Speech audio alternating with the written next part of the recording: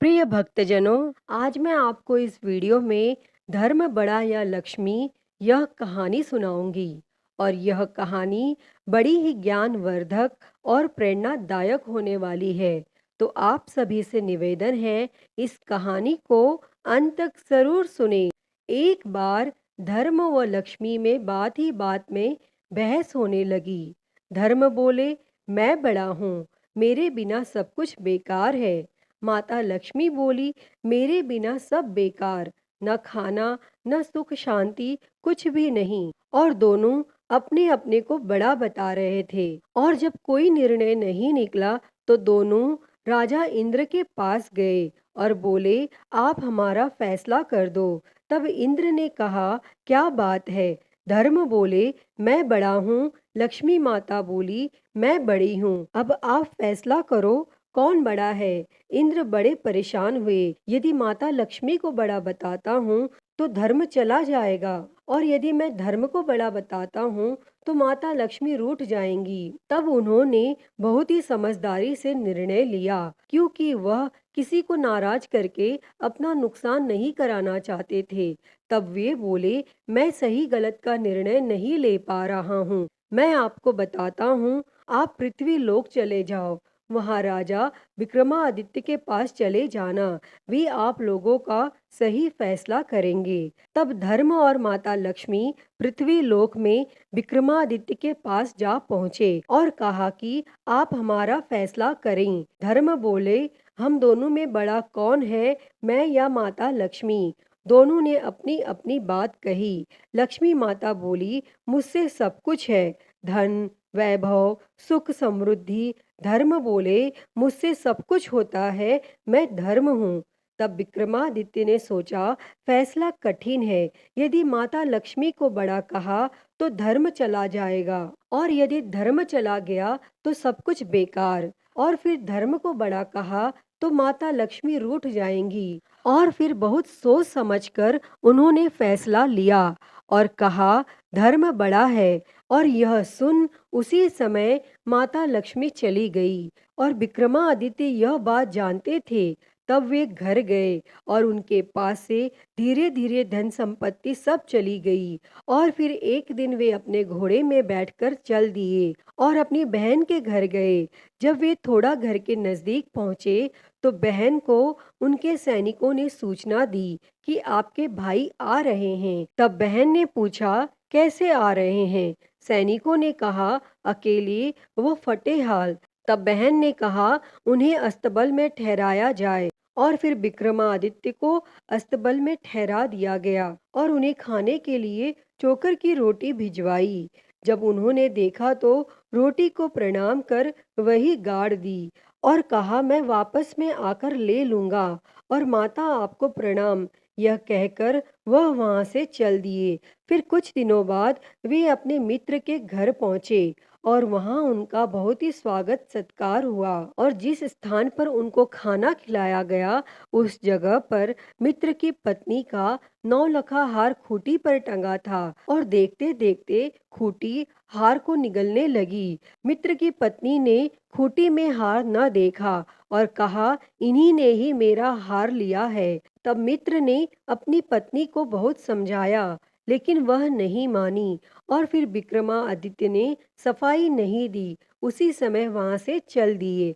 चलते चलते वे दूसरे शहर पहुंचे। इतने ज्यादा थक चुके थे कि एक पेड़ के नीचे विश्राम करने लगे। ठंडी ठंडी हवा चल रही थी। तब उनको नींद आ गई और उधर चोर राजा के खजाने से चोरी कर भाग रहे थे। राजा के सिपाही चोर का पीछा कर रहे थे। सिपाही की डर से चोर चोरी का सामान वहीं पेड़ के नीचे रख के भाग गए। और सिपाही पीछा करते हुए उसी पेड़ के पास पहुंचे और चोरी का सामान वहां रखा देखा तो विक्रमादित्य को चोर समझ राजा के समक्ष पेश किया। राजा ने कहा कि इसके हाथ पैर दोनों काट कर बीच चौराहे पर डाल दो। जो भी गुजरे 5-5 जूते मारो। जो भी गुजरता सब राजा को जूते मारते। एक दिन तेली वहां से निकला। तब राजा ने कहा, भाई मुझे थोड़ा तेल दे दो, मुझे मक्खी काट रही है, तेल लगा दो। तब तेली बोला, मैंने जूते नहीं मारे, ये क्या कम बात है? तुम्हें तेल देने से क्या मेरा तेल बढ़ जाएगा? और फिर कुछ सोचकर तेल घाव पर लगा दिया और वो वहां से चला गया। उस दिन खूब बिक्री हुई। तेल ज्यों का त्यों बना रहा और वह तेली बहुत खुश हुआ। और घर आने पर पत्नी बोली, आज आप बहुत ज्यादा खुश हो, क्या बात है? तब उसने सारी बात बताई। उसने कहा, अपने बच्चे नहीं हैं, उसे हम घर ले आएंगे, उसकी सेवा करेंगे। तब तेली फौरन राजा के पास गया और कहा, राजा जी, मेरी संतान नहीं है, हम उसको घर ले जाना चाहते हैं। और राजा को उसकी कोई जरूरत नहीं थी और उन्होंने कहा, ले जाओ। और तेली विक्रमादित्य को अपने घर लाया और अपने बच्चे की तरह प्यार करते व सेवा करते। और फिर उनके दिन अच्छे से गुजरने लगे। राजा की एक बेटी थी, वो बहुत ही बुद्धिमता थी। वह रात में सबके सो जाने पर दीपक राग गाती और दीप प्रज्वलित करती, फिर बुझा देती। लेकिन थोड़ी सी देर में दीपक जल उठते और वह सोचती, ये कैसे हो गया? दूसरे दिन राजकुमारी ने फिर दीपक जलाए, कुछ समय बाद बुझा दिया, लेकिन कुछ समय पश्चात फिर जल उठे। उसने सोचा, यहाँ कहीं विक्रमादित्य है, क्योंकि उनके सिवा दीपक राग कोई नहीं जानता। दूसरे दिन राजकुमारी ने राजा से कहा, पिताजी, मुझे 100 घड़े तेल चाहिए। तब राजा ने तेली के घर सूचना भेजी। तेली परेशान हो गया, एक दिन में 100 घड़े तेल नामुमकिन है। तब विक्रमादित्य बोले, हो जाएगा, परेशान न होए, मैं कर दूंगा। बेटा, तुम कैसे? आप लोग आराम से सोएं, सब हो जाएगा। दूसरे दिन सुबह तेली हैरान रह गया, क्योंकि 100 घड़े तेल वहां रखा था। तब राजकुमारी बोली, पिताश्री, सब जगह मेरे स्वयंवर की सूचना भिजवा दीजिए। तब राजा ने वैसा ही किया। और इधर विक्रमादित्य ने कहा, मुझे भी जाना है। तेली बोला, बेटा, कैसे जा सकते हो? राजा बहुत नाराज होंगे। लेकिन विक्रमादित्य नहीं माने। तब तेली ने तेल भिजवाने के बाद विक्रमादित्य को तैयार कर वहां ले जाकर बैठा दिया। और तब राजकुमारी माला लेकर सब जगह देखती हुई, घूमती हुई वहीं पहुंची जहां विक्रमादित्य बैठे थे। तब सब लोगों ने कहा कि राजकुमारी, आपकी तबीयत खराब है। और फिर राजकुमारी को पानी पिलाया गया, फिर से माला दी गई। लेकिन दोबारा घूमती घूमती वह वहीं जा पहुंची जहां विक्रमादित्य बैठे थे। फिर राजकुमारी ने माला उन्हीं को डाल दी और सब लोग बोले, ये जानबूझकर ऐसा कर रही है। लेकिन राजकुमारी के भाई भाभी बोले, इसे विक्रमादित्य के साथ ही भेज दो। और वो खुशी खुशी उनके घर चली गई। तब तेली सोचने लगा, यह राजकुमारी मेरे घर कैसे रहेगी? लेकिन वह उनके घर आराम से रहने लगी। एक दिन विक्रमादित्य ने कहा, अपने घर जाओ, उनसे कहना मेरे पति को हिरण का मांस खाना है। तब वह अपने पति को इनकार न कर सकी और अपनी माँ के घर गई। भाभियों से बोली, मुझे हिरण का मांस खाने की इच्छा है। तब भाभियां बोली, किसी अच्छे आदमी से शादी करनी थी।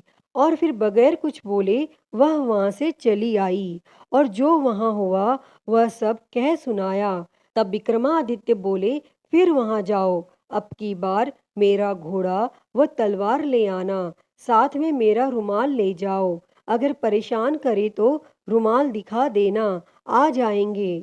तब राजकुमारी फिर से अपने मायके गई। तब भाभियों ने कहा, फिर से आ गई। तब राजकुमारी कहती है, मैं आज हिरन का मांस लेने नहीं आई, मैं उनका घोड़ा व तलवार लेने आई हूँ। तब भाभियां बोली, ले जाओ तलवार और घोड़ा। भाभियों ने सोचा, इतना खराब घोड़ा है, हमें क्या फायदा। तब राजकुमारी घोड़ा व तलवार लेने पहुंची। घोड़ा मारने व तलवार काटने को बढ़ी। तब उसे याद आया कि आते समय रुमाल दिया था दिखाने के लिए। और फिर राजकुमारी ने तुरंत रुमाल दिखा दिया और वे शांत हो गए और वह उन्हें लेकर वापस लौट आई। और फिर दूसरे दिन सुबह विक्रमादित्य ने कहा, मुझे शिकार पर जाना है। तब वे घोड़े के पास पहुंचे और उसमें बैठने की कोशिश करने लगे। यह देखकर राजकुमारी के आंखों में आंसू आ गए। उसने मुंह दूसरी तरफ कर लिया। तब विक्रमादित्य ने राजकुमारी के आंसू देख लिए थे, इसीलिए वे घोड़ा दौड़ाते हुए वहां से निकल गए और उन्होंने हिरन, शेर और अनेक जानवरों का शिकार किया और उनकी पूंछ वो कान काट लिए और उन्हें वहीं छोड़ दिया। थोड़ी देर बाद एक राजकुमार अपने सैनिकों के साथ आए। वहां शेर, हिरन, अन्य जानवरों के शिकार के शव देख खुश हुए और शिकारी को धन्यवाद दिया।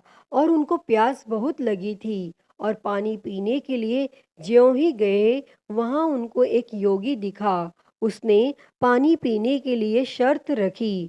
उन लोगों को बहुत प्यास लगी थी, इसीलिए उन लोगों ने शर्त पूछी। तब योगी ने कहा, पानी जब पी पाओगे जब अपने कोलों को चिमटे से दगवाओगे। और वे सभी प्यास से बहुत ज्यादा व्याकुल थे, इसीलिए उनकी बात मानने के सिवा कोई और चारा न था। इसीलिए अपने को दगवाने के लिए तैयार हो गए और तब योगी जी से चिमटे से दगवाने के बाद पानी पिया, फिर घर को प्रस्थान किया। और इधर विक्रमादित्य घर लौटकर आ गए। तब राजकुमारी से बोले, अपने घर जाओ। राजकुमारी फिर अपने घर गई। भाभियों ने ताना मारा, आज फिर हिरन के मांस की चाह तुमको यहाँ खींच लाई। तब ननन बोली, हाँ, क्या भाइयों ने हिरन का शिकार किया है? तब भाभियों ने कहा, हाँ। तब ननन बोली, क्या आप दिखा सकते हैं? तब भाभियां बोली, क्यों नहीं, और शिकार लाकर दिखा दिया। तब राजकुमारी बोली, इनके कान व पूंछ कहाँ है? तब उन लोगों ने देखा कि जानवरों के पूंछ व कान नहीं थे। तब भाभियों ने भी कहा, हाँ, इनकी पूंछ कहाँ है? तब राजकुमारी ने थैला उनके सामने पलट दिया जो अपने पति के पास से लाई थी। तब भाभियों ने कहा, ये क्या है? इन्होंने शिकार नहीं किया, पूंछ व कान ये हैं। तब भाभियां बोली, कैसे मानूं? तब राजकुमारी बोली, इनसे पूछो कि पानी के बदले कौन सी शर्त पूरी की। तब उन लोगों के पैंट उतरवा के देखे और पैंट उतरवाने पर चिमटों से पुट्टे दगे थे। तब राजकुमारी बोली, वह योगी मेरे पति विक्रमादित्य थे, राजा विक्रमादित्य। तब उन लोगों को बहुत ही ग्लानि हुई। वे लोग राजकुमारी के साथ तेली के घर गए और उनसे माफी मांगने लगे। तब विक्रमादित्य बोले, शर्मिंदा ना हो, आप लोगों का कोई कसूर नहीं। तेली को पता चला तब वह बोला, मुझे मालूम नहीं था। तब विक्रमादित्य बोले, आप लोगों को परेशान होने की जरूरत नहीं है, आप मेरे धर्म के माता पिता हैं। फिर सबसे विदा ली और वो वहां से चले गए। और वहां से चलने के बाद वह अपने उसी मित्र के यहाँ पहुंचे। मित्र ने स्वागत किया। जब उनको खाना खिलाने के लिए उसी कमरे में बिठाया गया जहाँ पर खूंटी हार निकल गई थी, ज्यों ही उन्होंने खाना शुरू किया, वैसे वैसे खूंटी हार बाहर निकालती जाती और खाना खत्म होते होते खूंटी से हार बाहर आ गया। और रानी बड़ी शर्मिंदा हुई और बार बार माफी मांगने लगी। तब वे बोले, माफी मत मांगिए, और उनसे विदा लेकर वह अपनी बहन के घर को निकले। तब सैनिकों ने बताया कि आपके भाई आ रहे हैं। तब बहन ने पूछा, कैसे आ रहे हैं? सैनिकों ने कहा, 100 सैनिक के साथ आ रहे हैं। अच्छा, तो उन्हें महल में ठहराया जाए। और जैसे ही राजा विक्रमादित्य अपनी बहन के महल में पहुंचते हैं तो उनका खूब आदर सत्कार होता है और उन्हें राजमहल में ठहराया जाता है। राजा विक्रमादित्य अपनी बहन का हाथ पकड़ते हैं और उन्हें उसी अस्तबल में ले जाते हैं जहां घोड़े बांधे जाते थे। और तब धरती माता से कहते हैं, हे माँ, मैं आपसे अपनी अमानत लेने आया हूँ, कृपा कर मुझे मेरी अमानत दीजिए। और यह कहते ही वह धरती फट जाती है और उसमें से रोटी निकल जाता है। और जब रोटी को उठाकर राजा विक्रमादित्य कहते हैं, हे बहन, तुमने मुझे अगली बार आने पर इसी रोटी को खाने को दिया था ना? और यह सुन तब उसकी की बहन फूट फूट कर रोने लगती है और कहती है, भैया मुझसे गलती हो गई, मैंने जो आपके साथ व्यवहार किया मुझे क्षमा करिए। तब राजा विक्रमादित्य ने कहा, नहीं, मैं तुमसे रुष्ट नहीं हूँ, मैं तुमसे नाराज नहीं हूँ, लेकिन मैं तुम्हें यह बताना चाहता हूँ कि अपनों के साथ कैसा व्यवहार करना चाहिए और अपनों के साथ किसी भी परिस्थिति में उससे किस तरह व्यवहार करना चाहिए, यह मैं तुमसे बता रहा हूँ। लेकिन मैं तुमसे नाराज नहीं हूँ, बस तुम्हें यह सीख लेना चाहिए कि हमें अपनों से व्यवहार कैसा करना चाहिए। और यह सब सुनते ही राजा विक्रमादित्य की बहन बहुत ही लज्जित होती है और तब राजा विक्रमादित्य अपने नगर की ओर चले आते हैं। तो नगर के मुख्य द्वार पर ही माता लक्ष्मी राजा विक्रमादित्य की प्रतीक्षा कर रही थी। ए विक्रमादित्य, मैंने तुम्हारा खूब परीक्षा लिया, तुम्हें खूब प्रताड़ित किया, लेकिन फिर भी मेरे इस परीक्षा में तुम सफल रहे। मैं मानती हूँ कि धर्म सबसे बड़ा है, मुझसे भी बड़ा धर्म है।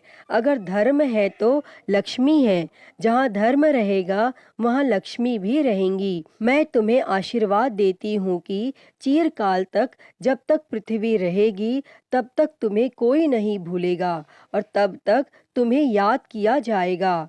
और यह आशीर्वाद देते ही माता लक्ष्मी अंतर ध्यान हो गई और फिर राजा का राजपाट वापस आ जाता है और फिर राजा विक्रमादित्य अपने महल में सुखपूर्वक रहने लगते हैं। प्रिय भक्तजनों, मैं उम्मीद करती हूँ कि आपको आज की यह कहानी पसंद आई होगी और अगर वीडियो अच्छी लगी हो तो इसे लाइक करें, ज़्यादा से ज़्यादा शेयर करें और हरिहर भक्ति चैनल को सब्सक्राइब कर नोटिफिकेशन बेल को ज़रूर ऑन कर लें। हर हर महादेव। धन्यवाद।